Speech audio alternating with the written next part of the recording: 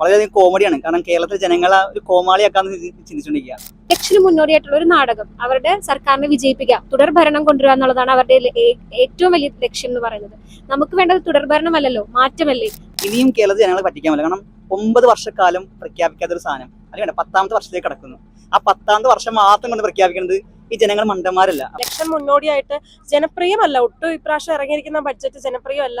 ഇത്രയും നാളും കാണാതിരുന്ന ഒരു കാര്യം ഇപ്പൊ കാണുമ്പോൾ ഞങ്ങളെ പോലുള്ള തലമുറകൾക്ക് പോലും മനസ്സിലാക്കാവുന്നതേ ഉള്ളൂ. ഒരു നാടകം ജനങ്ങളെ പറ്റിച്ചുകൊണ്ട് ഒരു ബഡ്ജറ്റ് അവതരിപ്പിച്ചത് നല്ല കാര്യം. രണ്ടാം പിണറായി സർക്കാരിന്റെ അവസാന ബജറ്റും അവതരിപ്പിച്ചു കഴിഞ്ഞു. ജനങ്ങൾക്ക് എന്താണ് പറയാനുള്ളതെന്ന് നോക്കാം. മുൻകാലങ്ങളില് പ്രഖ്യാപിച്ചിട്ടുള്ള ബഡ്ജറ്റുകളൊന്നും അവർക്ക് കൃത്യമായി പൂർത്തീകരിക്കാൻ സാധിച്ചിട്ടില്ല.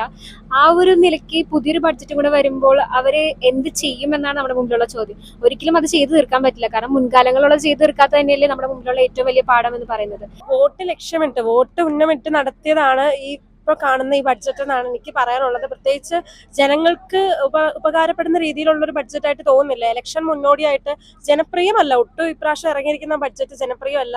ഇത്രയും നാളും കാണാതിരുന്ന ഒരു കാര്യം ഇപ്പൊ കാണുമ്പോൾ ഞങ്ങളെ പോലുള്ള തലമുറകൾക്ക് പോലും മനസ്സിലാക്കാവുന്നതേ ഉള്ളൂ. ഒരു നാടകം, അല്ലെങ്കിൽ എന്താ പറയാ, ഒരു നമ്മുടെ ഇലക്ഷൻ ലക്ഷ്യമിട്ട് അവർ നടത്തുന്ന ഒരു കാര്യമാണ്. വളരെയധികം കോമഡിയാണ്. കാരണം കേരളത്തിലെ ജനങ്ങളെ ഒരു കോമാളിയാക്കാന്ന് ചിന്തിച്ചുകൊണ്ടിരിക്കുക. നമുക്കറിയാം, ഇന്ത്യയിൽ തന്നെ ഏറ്റവും ലിറ്ററേറ്റ് ആയിട്ടുള്ള ഒരു സംസ്ഥാനം എന്ന് കേരളമാണ്. ഇനിയും കേരളത്തിൽ ജനങ്ങളെ പറ്റിക്കാൻ പറ്റില്ല. കാരണം 9 വർഷക്കാലം പ്രഖ്യാപിക്കാത്തൊരു സാധനം അല്ലെങ്കിൽ 10ാമത്തെ വർഷത്തിലേക്ക് കടക്കുന്നു. ആ 10ാമത്തെ വർഷം മാത്രം കൊണ്ട് പ്രഖ്യാപിക്കുന്നത് ഈ ജനങ്ങൾ മണ്ടന്മാരല്ല. തീർച്ചയായും ഈ ബഡ്ജറ്റിൽ വലിയ പ്രതീക്ഷയൊന്നുമില്ല. കാരണം ഇതൊരു തെരഞ്ഞെടുപ്പ് മുന്നിൽ കണ്ടുകൊണ്ടുള്ള ഒരു തള്ളു ബഡ്ജറ്റായിട്ട് നമുക്ക് കാണാൻ സാധിക്കുള്ളൂ. കാരണം കഴിഞ്ഞ 2021 പ്രഖ്യാപിച്ചതുപോലെ ഒരുപാട് ക്ഷേമ പദ്ധതികളൊന്നും നടപ്പിലാക്കിയില്ല. അത് തെരഞ്ഞെടുപ്പ് കഴിഞ്ഞ് അവർക്ക് തുടർഭരണം കിട്ടിയെങ്കിൽ പോലും അതിൽ ജനക്ഷേമ പദ്ധതികൾ ഒരുപാട് പ്രഖ്യാപിച്ചെങ്കിൽ പോലും നമുക്കറിയാം എല്ലാ വീട്ടിലും ലാപ്ടോപ്പ്, അങ്ങനെ കുറേ ഏറെ എടുത്തു പറയുകയാണെങ്കിൽ അതിൽ 90% കാര്യങ്ങൾ പ്രഖ്യാപിച്ചൊന്നും നടപ്പിലാക്കിയിട്ടില്ല. ബഡ്ജറ്റിനെ സംബന്ധിച്ച് പറയുകയാണെങ്കിൽ ഒരു സർക്കാർ ഈ സർക്കാർ മാറാൻ പോകുന്നതിന് മുമ്പ് മറ്റൊരു സർക്കാരിൻ്റെ മേൽ വലിയൊരു സാമ്പത്തിക ഭാരം അടിച്ചു വെക്കുന്നതിന് വേണ്ടി ഒരു ബഡ്ജറ്റാണ്. നമുക്കറിയാം 2021 ബഡ്ജറ്റിൻ്റെ ഓരോ പ്രഖ്യാപനങ്ങളുമായി ബന്ധപ്പെട്ട് നോക്കിക്കഴിഞ്ഞാൽ സ്വാഭാവികമായിട്ട് പല വിഷയങ്ങളും ഇപ്പോൾ അന്ന് 2021 പ്രഖ്യാപനം വരുന്നു 2500 രൂപ എന്തോ പെൻഷൻ തുക വർദ്ധിപ്പിക്കുന്നു. പക്ഷേ അത് ഈ ബഡ്ജറ്റിലൊന്നും ആയില്ല. കേരളത്തിനെ എങ്ങനെ ബുദ്ധിമുട്ടിലാക്കാം എന്ന് കണ്ടുകൊണ്ടാണ് ഈ രണ്ടാം പിണറായി സർക്കാർ മുന്നോട്ട് പോയിക്കൊണ്ടിരിക്കുന്നത്.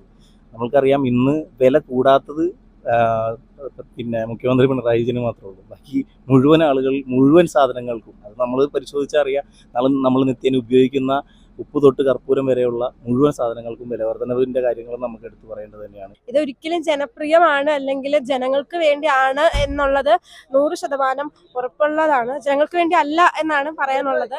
അതേപോലെ തന്നെ പറയുകയാണെങ്കിൽ പ്രത്യേകിച്ച് ഈ ഒരു ബഡ്ജറ്റിനെ പറ്റി ഒന്നും സംസാരിക്കാനില്ല, അഭിപ്രായങ്ങളേ ഇല്ല. കാരണം നമ്മളെപ്പോലുള്ള പുതിയ തലമുറകൾ വളർന്നു വരുമ്പോൾ നമുക്കൂടെ പ്രയോജനകരമാകാത്ത രീതിയിൽ ഒരു വിജയം കിട്ടുമെന്ന പ്രതീക്ഷയിൽ അവർ നടത്തുന്ന ഈ നാടകത്തെ പറ്റി മറ്റൊന്നും പറയാനില്ല എന്നാണ്. ഇപ്പോൾ നടത്തിയിരിക്കുന്ന ഈ ബഡ്ജറ്റ് എന്ന് പറയുന്നത് ഇലക്ഷന് മുന്നോടിയായിട്ടുള്ള ഒരു നാടകം, അവരുടെ സർക്കാരിനെ വിജയിപ്പിക്കുക, തുടർ ഭരണം കൊണ്ടുവരിക എന്നുള്ളതാണ് അവരുടെ ഏറ്റവും വലിയ ലക്ഷ്യം എന്ന് പറയുന്നത്. നമുക്ക് വേണ്ടത് തുടർ ഭരണമല്ലല്ലോ, മാറ്റമല്ലേ. മാറ്റത്തിനായി നമുക്ക് എല്ലാവർക്കും നോക്കാം. ഇപ്പോ ബഡ്ജറ്റിനോട് എനിക്ക് എതിരഭിപ്രായമാണുള്ളത്. മണ്ടന്മാരല്ല എന്ന കാര്യം ചിന്തിച്ചുകൊണ്ട് ബഡ്ജറ്റ് പ്രഖ്യാപിക്കുക. ഇത്രയും കാലം നടപ്പാക്കാത്ത കാര്യങ്ങൾ ഇനി നടപ്പാക്കാമെന്ന് നിങ്ങൾ ചിന്തിച്ചില്ലെങ്കിലും നാളെ ഒരിക്കൽ അടുത്തൊരു സർക്കാരിനെ ജനങ്ങൾ തിരഞ്ഞെടുക്കും. അപ്പൊ ഈ മാതിരി ചെറിയ മണ്ഡലം കാണിച്ചല്ലെങ്കിൽ ജനങ്ങളെ പറ്റിച്ചുകൊണ്ട് ഒരു ബഡ്ജറ്റ് അവതരിപ്പിച്ചത് നല്ല കാര്യം കേട്ടാ. ഇങ്ങനെ തന്നെ വേണം. പിണറായി സർക്കാർ പോകുന്ന പോക്കിൽ ഒരു തള്ളും കൂടി നടത്തിയിട്ട് പോകുന്ന ഒരു സാഹചര്യത്തിലാണ് നിലവിൽ പുതിയ ബജറ്റ് വന്നേക്കുന്നത്. എല്ലാ പ്രാവശ്യത്തിലെയും പോലെ ബജറ്റ് പ്രഖ്യാപിക്കുന്ന സമയത്ത് കുറേ കോടിക്കണക്കിന് രൂപയുടെ കണക്കുകളും കാര്യങ്ങളും അവതരിപ്പിച്ചുകൊണ്ട് പൊതുജനങ്ങളെ വിഡ്ഢികളാക്കുന്ന രീതിയിലുള്ള ഒരു ബജറ്റ് തന്നെയാണ് ഈ തവണ. നമുക്കെല്ലാവർക്കും അറിയാം, കേവലം ഒരു ഹോസ്പിറ്റലിൻ്റെ സർജറിക്ക് ആവശ്യമായ സാധനങ്ങൾ പോലും അല്ലെങ്കിൽ അതിനാവശ്യമായ എക്യുപ്മെൻറ്റ്സ് പോലും മേടിച്ച് ആരോഗ്യ മേഖലയെ സംരക്ഷിക്കാൻ പറ്റാത്ത സർക്കാരാണ് ഇത്തരത്തിലുള്ള ഒരു ബജറ്റ് പ്രഖ്യാപിച്ച് പൊതുജനങ്ങൾ വിഡ്ഢികളായിക്കൊണ്ടിരിക്കുന്നത്. ഏത് മേഖലകളിലാണെങ്കിലും അതെ. ഇപ്പോൾ തന്നെ ആരോഗ്യ മേഖലയാണ് ഇപ്പോൾ ഏറ്റവും കൂടുതൽ മോശമായ രീതിയിൽ പോയിക്കൊണ്ടിരിക്കുന്നത്. കൃത്യമായ സർജറികളോ അതിനാവശ്യമായിട്ടുള്ള സാധനങ്ങളോ ഇല്ലാതെ വരുന്ന പേഷ്യൻസിനോട് അവഗണന കാണിക്കുന്ന രീതിയിൽ വേണ്ടത്ര സൗകര്യങ്ങളില്ല, വേണ്ടത്ര ഡോക്ടർമാരില്ല. അത്തരത്തിൽ പോകുന്ന സാധാരണ ജനങ്ങൾക്ക് ആവശ്യമുള്ള ഒരു കാര്യങ്ങളും കൃത്യമായിട്ട് ഇത് ചെയ്യാൻ പറ്റാത്ത ഗവൺമെന്റിന്റെ ഒരു അനാവശ്യമായിട്ട് അല്ലെങ്കിൽ ജനങ്ങളെ പറ്റിക്കുന്ന തരത്തിലുള്ള ബജറ്റായിട്ട് മാത്രമേ ഇതിനെ കണക്കാക്കാൻ പറ്റുന്നുള്ളൂ. ഇലക്ഷൻ മുൻനിർത്തി മാത്രം കൊണ്ട് വെറുതെ ഒരു കടലാസ് എഴുതിക്കൊണ്ട് ജനങ്ങൾക്ക് ഒരു ഉപകാരമില്ലാതെ ഇങ്ങനെ വെറുതെ ഇട്ടിട്ട് കാര്യമില്ലല്ലോ. അപ്പോൾ നമുക്കെന്ത് ഗുണം ഈ ബഡ്ജറ്റ് ഇട്ടുകൊണ്ട്? നമുക്ക് പ്രത്യേകിച്ച് ഒന്നും നേടാനില്ല. ഇപ്പോൾ ഇങ്ങനത്തെ ബഡ്ജറ്റ് പാസ്സാക്കിയതുകൊണ്ട് ജനങ്ങൾക്കൊന്നും നേടാനില്ല. ഇപ്പോൾ ഇലക്ഷന് വോട്ട് മേടിക്കാൻ വേണ്ടി മാത്രം ഒരു ബഡ്ജറ്റ് ഇങ്ങനെ തയ്യാറാക്കേണ്ട ആവശ്യമില്ല നമുക്ക്. അത് ഈ കഴിഞ്ഞ 5 വർഷത്തിനിടയിൽ പോലും നടപ്പിലാക്കിയിട്ടില്ല. പിന്നെ നമുക്ക് ഈ 2026 ഇപ്പോൾ പ്രഖ്യാപിച്ച് തെരഞ്ഞെടുപ്പ് മുന്നിൽ കണ്ടുകൊണ്ടുള്ള ബജറ്റ്, ഇപ്പോൾ ആശാവർക്കർമാരെ അടക്കമുള്ള ഒരുപാട് പ്രഖ്യാപനങ്ങൾ അവർ ഇത്രയും ദിവസം സമരമൊക്കെ ചെയ്തെങ്കിൽ പോലും അന്നൊന്നും ചെയ്യാതെ ഇപ്പോൾ മാത്രം ഇത്രയും പുതിയ ക്ഷേമ പെൻഷനുകളൊക്കെ കൂടുതൽ പ്രഖ്യാപിക്കുന്നതെന്നും ധനമന്ത്രി തന്നെ പറയുന്നു സാമ്പത്തിക പ്രതിസന്ധിയെ കുറിച്ചിട്ട്. അല്ലാത്ത പദ്ധതികൾ തന്നെ, ജനകീയ പദ്ധതികൾ നടപ്പിലാക്കാൻ പോലും പണമില്ല എന്ന് പറയുമ്പോൾ പുതിയ ക്ഷേമ പെൻഷനുകളോ അല്ലെങ്കിൽ അത് വർദ്ധിപ്പിക്കുന്നതൊക്കെ പ്രഖ്യാപിക്കുന്ന തെരഞ്ഞെടുപ്പ് മുന്നിൽ കണ്ടുകൊണ്ടുള്ള ഒരു ഗിമ്മിക്കായിട്ട് നമുക്ക് ഇതിനെ കാണാൻ സാധിക്കുള്ളൂ. പല പ്രഖ്യാപനങ്ങളും ഈ ബജറ്റുമായി ബന്ധപ്പെട്ടുള്ള പല പ്രഖ്യാപനങ്ങളും 2021 നടത്തുമ്പോൾ K-ഫോൺ എല്ലാവരുടെ വീട്ടിൽ കുറഞ്ഞ നിരക്കിന് ഇന്റർനെറ്റ് ലഭിക്കുമെന്ന് പറഞ്ഞാൽ ആ ഒരു സംവിധാനം അത് നിലവിൽ ഒന്നുമായിട്ടുള്ള ഈ ബഡ്ജറ്റിനെ സംബന്ധിച്ച് ഒന്നും പറഞ്ഞിട്ടില്ല. നിലവിലൊരു കമ്മി ബഡ്ജറ്റാണ് അവതരിപ്പിക്കപ്പെട്ടതെങ്കിലും സ്വാഭാവികമായിട്ടും ഈ ബഡ്ജറ്റിൽ ഒരു പല കാര്യങ്ങളും, അതായത് ജനത്തിന് മുൻപിൽ ഈ ബഡ്ജറ്റിനെ കുറിച്ച് ധനമന്ത്രി പറയുന്നുണ്ടെങ്കിലും പക്ഷേ എത്രത്തോളം പ്രാവർത്തികമാകും എന്ന കാര്യത്തിൽ യാതൊരു തരത്തിലും നമുക്കൊരു പ്രതീക്ഷയില്ലാത്തൊരു ബഡ്ജറ്റായിക്കൊണ്ട് തന്നെയാണ് ഇത് മാറിയിരിക്കുന്നത്. ഈ ബജറ്റ് കൊണ്ട് ഇവരെന്താണ് ഉദ്ദേശിക്കുന്നതെന്ന് മാത്രം കേരള ജനതയ്ക്ക് മാത്രം മനസ്സിലാവുന്നില്ല. കാരണം എന്താണെന്ന് വെച്ച് കഴിഞ്ഞിട്ടുണ്ടെങ്കിൽ ഇതിനകത്ത് പ്രത്യേകമായിട്ട് നമുക്ക് എടുത്തു പറയേണ്ട കാര്യങ്ങളെന്ന് പറഞ്ഞാൽ ഈ ഒരു ബജറ്റ് നമ്മളുടെ ഇപ്പോഴത്തെ സാഹചര്യത്തിൽ ഈ ഒരു ആളുകൾ പൊറുതിമുട്ടി നിൽക്കുന്ന സാഹചര്യത്തിൽ ഈ ഒരു ബജറ്റ് ഒരു രീതിയിലും അതൊരു പ്രയോജനകരമല്ല എന്നുള്ളതാണ് എനിക്ക് ഈ ഒരു ബജറ്റിൽ എനിക്ക് പറയാനായിട്ടുള്ളത്. മുൻകാലങ്ങളിൽ പറഞ്ഞ പോലെ തന്നെ വ്യവസായ സൗഹൃദം എന്ന് പറയുന്ന രീതിയിലുള്ള ബജറ്റ് പ്രഖ്യാപനം ഉണ്ടായിരുന്നു. അതേപോലെ തന്നെ ബാക്കിയുള്ള കാര്യങ്ങളെല്ലാം ഉണ്ടായിരുന്നു. പക്ഷേ എന്നാൽ തന്നെ നമുക്കൊരു കൃത്യമായിട്ടൊരു പുതിയ വ്യവസായം തുടങ്ങാനുള്ള ഇതുപോലും നമ്മുടെ ഈ ഒരു നാട്ടിലില്ല എന്നുള്ളത് എല്ലാവരും മനസ്സിലാക്കേണ്ട കാര്യങ്ങളാണ്. ഇപ്പോൾ തന്നെ നാട്ടിലുള്ള വിദ്യാർത്ഥികൾക്ക്, ഇപ്പോൾ മനസ്സിലാക്കിയിൽ നിന്ന് +2 വരെയുള്ള വിദ്യാർത്ഥികൾക്ക് സൗജന്യ വിദ്യാഭ്യാസം പോലെ തന്നെ ബാക്കി അതിൻ്റെ തുടർന്ന് പഠനം ഉള്ളതിന് ഫ്രീ ആയിട്ട് ചെയ്യുന്നു എന്ന കാര്യം പറഞ്ഞു. നമ്മളിപ്പോൾ തന്നെ എടുത്ത് നോക്കിയാൽ നമ്മുടെ ഈ നാട്ടിലുള്ള ഏകദേശം ഒരു കണക്ക് വെച്ച് നോക്കിയാൽ ഈ നാട്ടിലെ ചെറുപ്പക്കാരല്ല ഇപ്പോൾ വിദേശ പഠനത്തിനെ ആശ്രയിച്ച് നടക്കുന്നത്. വിദേശത്ത് പഠിക്കാൻ മെയിനായിട്ട് അവർ പോകുന്നതിൻ്റെ കാരണം തന്നെ അവർക്ക് വിദേശത്ത് പോയി കഴിഞ്ഞാൽ അവർ പഠിക്കുന്ന സമയത്ത് തന്നെ അവർക്ക് ആവശ്യത്തിനുള്ള ഏണിങ്സ് കാര്യങ്ങളൊക്കെ സമ്പാദിക്കാൻ പറ്റുന്നുള്ളതിൽ ഈ നാട്ടിൽ പഠിക്കുന്ന ഒരു വ്യക്തിക്ക് അയാളുടെ 3 വർഷം അല്ലെങ്കിൽ 4 വർഷക്കാലം നമ്മൾ ഡിഗ്രി പഠിക്കാൻ എടുക്കുന്ന സമയത്ത് അദ്ദേഹത്തിൻ്റെ കുടുംബം വലിയൊരു ബാധ്യതയിലേക്ക് കടക്കുന്ന ഒരു സാഹചര്യമാണ്. അതേപോലെ തന്നെ അദ്ദേഹത്തെ പഠിപ്പിക്കാനായിട്ട് അല്ലെങ്കിൽ ആ കുട്ടിയെ പഠിപ്പിക്കാനായിട്ട് വീട്ടുകാർ ഒത്തിരി സ്ട്രഗിൾ ചെയ്യുന്നൊരു സാഹചര്യമാണ്. ഇല്ല, അതിപ്പോൾ ജനങ്ങൾ സ്വാഭാവികമായിട്ട് ഇതെല്ലാം വിലയിരുത്തുമല്ലോ. കഴിഞ്ഞ 5 വർഷം മുമ്പ് ഒരു തെരഞ്ഞെടുപ്പ് മുന്നിൽ കണ്ടുകൊണ്ടുള്ള ബജറ്റ് പ്രഖ്യാപിച്ച് അത് പിന്നീട് എന്തായി നമുക്കറിയാം. പെൻഷനുകളൊക്കെ എത്രയോ മാസങ്ങളോളം ഇപ്പോൾ തെരഞ്ഞെടുപ്പ് ആയപ്പോഴാണ് വീണ്ടും പെൻഷനുകളൊക്കെ നമുക്കറിയാം. ഒരു തെരഞ്ഞെടുപ്പ് എടുക്കുമ്പോൾ പെൻഷൻ കൊടുക്കാൻ തുടങ്ങും.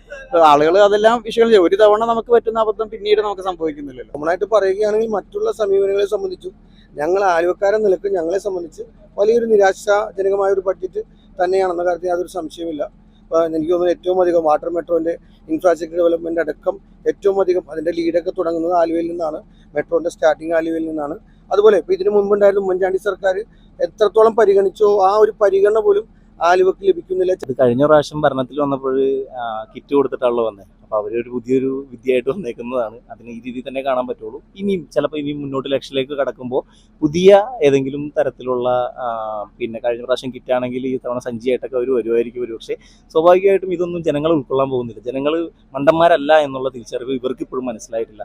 കാരണം എന്താണെന്ന് വെച്ച് കഴിഞ്ഞിട്ടുണ്ടെങ്കിൽ ഇവിടെ കൃത്യമായിട്ട് ആളുകൾ അതിനെ അടിസ്ഥാനപരമായിട്ട് സൂക്ഷ്മമായിട്ട് വീക്ഷിച്ചു തുടങ്ങിക്കഴിഞ്ഞു. അതിൻ്റെ ഒരു ഏറ്റവും ഉദാഹരണമാണ് ഈ കഴിഞ്ഞ ത്രിതല പഞ്ചായത്ത് തെരഞ്ഞെടുപ്പ്. അതൊക്കെ കൊണ്ട് തന്നെയാണ് ഈ നാട്ടിൽ എന്തായാലും ഈ ഒരു ബജറ്റ് കാര്യങ്ങൾ വാക്കിൽ ഒതുങ്ങുന്നൊരു ബജറ്റാണ്. അതുകൊണ്ട് ഈ പറഞ്ഞ ബജറ്റ് നമുക്ക് അംഗീകരിക്കാൻ ബുദ്ധിമുട്ടുണ്ട്. ഒരു സാധാരണക്കാരെന്നുള്ള രീതിയിൽ എനിക്ക് അംഗീകരിക്കാൻ ബുദ്ധിമുട്ടുണ്ട്. കാരണം എല്ലാ പ്രാവശ്യവും പറയുന്ന ഒന്നിൻ്റെ പുറകെ ഒരു തള്ളുന്നുള്ള രീതിയിൽ ഒരു ബജറ്റ് പ്രഖ്യാപിച്ചിട്ട് പോവുക. പോണപോക്കിൽ അവരുടേതായിട്ടുള്ള രീതിയിൽ കുറേ ഇനിയിപ്പോൾ വരും ദിവസങ്ങളിൽ ഇതേപോലെ കുറേ കാര്യങ്ങൾ കാണാം. കേവലം പേപ്പറുകളിലും ബോർഡുകളിലും മാത്രം ഒതുങ്ങി നിൽക്കുന്ന ഒരു ബജറ്റായിട്ട് മാത്രമേ ഇതിനെ കണക്കാക്കാനാവുള്ളൂ. 2018 ഉണ്ടായ വെള്ളപ്പൊക്കത്തിന് ഇന്നും ദുരിതം അനുഭവിക്കുന്ന ഒരുപാട് ആളുകൾ ഈ നാട്ടിൽ ഇന്നുണ്ട്. അവർക്ക് പോലും ഇന്ന് അവരെല്ലാം വീടുകളിൽ നിന്ന് നിലത്തേക്ക് താഴേക്ക് ഇരുന്ന് പോകുന്ന സാഹചര്യമുണ്ട്. കാരണം മിക്ക വീടുകളും മുങ്ങിപ്പോയി. മിക്ക വീടുകളും സൺസൈഡ് വരെ വെള്ളം വന്നു. മിക്ക വീടുകളും പകുതി വെള്ളം വന്നപ്പോൾ ഈ പണിതിരിക്കുന്ന കട്ട ഉപയോഗിച്ച് ചെങ്ങൽ ഉപയോഗിച്ച് പണിത വീടുകളൊക്കെ അതുപോലെ തന്നെ സിമെന്റ് കട്ട ഉപയോഗിച്ചൊക്കെ പണിത വീടുകൾ ഇപ്പോൾ ബലക്ഷയം ശ്രമിച്ചുകൊണ്ടിരിക്കുന്നത്. അപ്പോൾ ഞാൻ പറയുന്നത് ആലുവയെ സംബന്ധിച്ച് യാതൊരു തരത്തിലും ആലുവക്കാരെ സംബന്ധിച്ച് നമുക്കൊരു അനുകൂലമായൊന്നും ഈ ബഡ്ജറ്റ് ഇല്ല എന്നാണ് ഞങ്ങൾക്ക് മനസ്സിലാക്കാനായത്. പിന്നെ ബഡ്ജറ്റ് ബേസിക്കലി നോക്കുമ്പോൾ ഞാൻ നേരത്തെ തുടങ്ങി വെച്ചതുപോലെ കഴിഞ്ഞ 2021 ഈ സർക്കാർ മാറാൻ ഉണ്ടായ ഒരു ഗിമ്മിക് പ്രഖ്യാപനങ്ങൾ വീണ്ടും ഇതിൽ തുടർന്നിരിക്കുന്നു. അതിന് ഏറ്റവും വലിയ ഉദാഹരണമാണ് ഞാൻ പറഞ്ഞ പെൻഷൻ വാങ്ങാനുള്ള കാര്യങ്ങളെല്ലാം.